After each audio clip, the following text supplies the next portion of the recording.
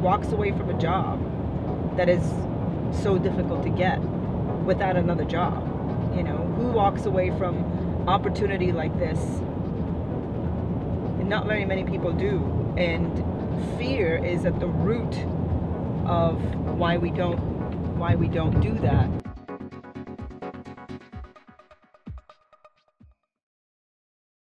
Let me just be clear, I'm talking about this very easily, but this has been an incredibly difficult process for me.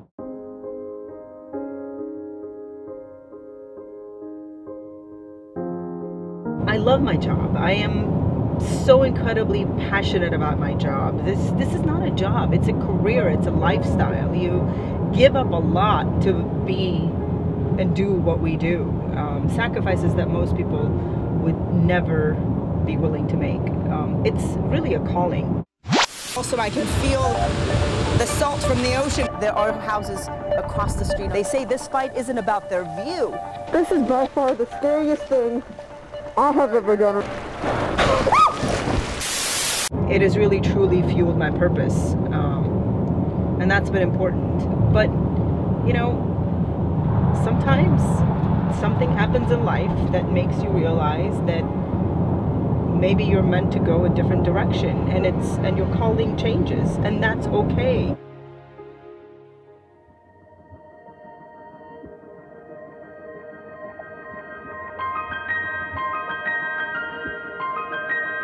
Today's edition of Everybody Has a Story is my Uber driver.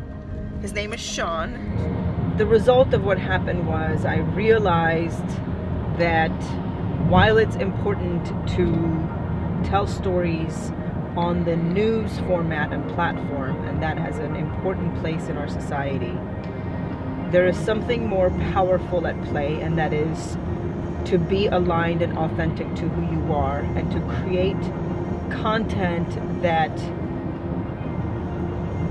speaks differently to people. Living life. And God's been good to me. I'm 70 years old and I feel 30. So you look good. And in a place like this, I mean, look around, like, you know, we're at the airport. I mean, look at the thousands of people from different walks of life and different parts of the country and the world. From where? Iowa. Iowa, all right. I find it fascinating when I talk to people and they have an incredible story of hope, of desire, of overcoming challenges, of breakthrough, of just the human condition. Tell me about that. I've had some very low moments in life. I've survived a suicide attempt. I mean, I hanged myself from a second floor balcony. I get to tell that story. You know, I get to be the one that tells people, look, it's gonna be okay. What I have received as a gift being a journalist is essentially we're storytellers. I know how to spot them, and I know the questions to ask to bring that out of them.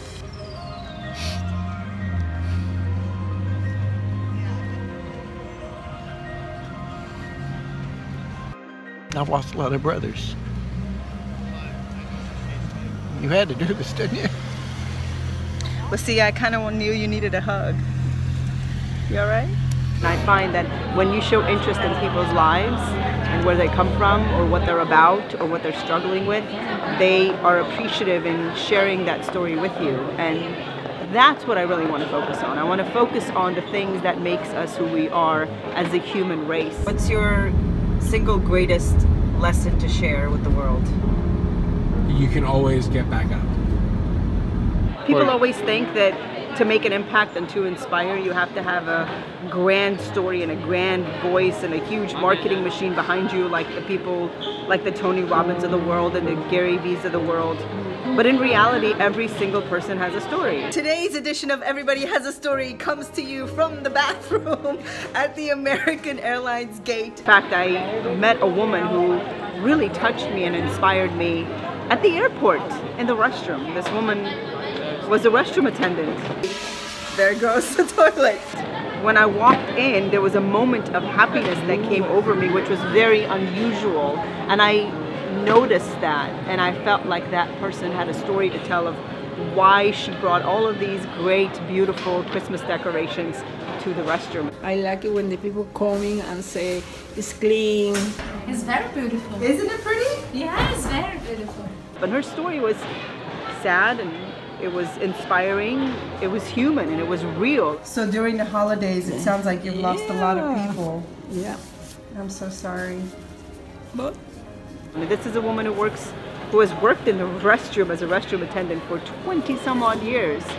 And the holidays are very difficult for her. And how many of us can't relate to that? it's okay. I know that if it inspired me and it made me do a second take on my own life, it would make other people stop and appreciate the people in their lives and appreciate the things that we have that we sometimes take for granted. You want a hug?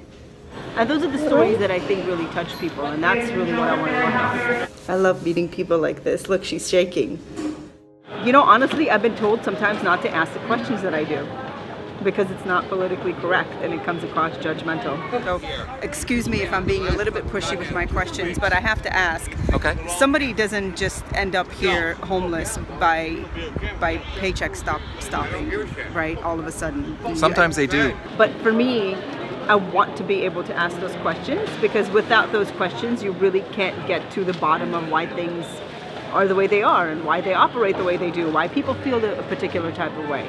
It creates for opportunity for conversation and debate.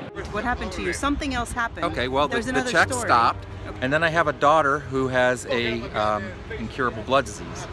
And I got hit with a lot of bills. I was unable to recoup the difference into my savings. You have such a positive and upbeat spirit for having to sleep on the streets every day. You know what? In life, you've got to keep things upfront and real.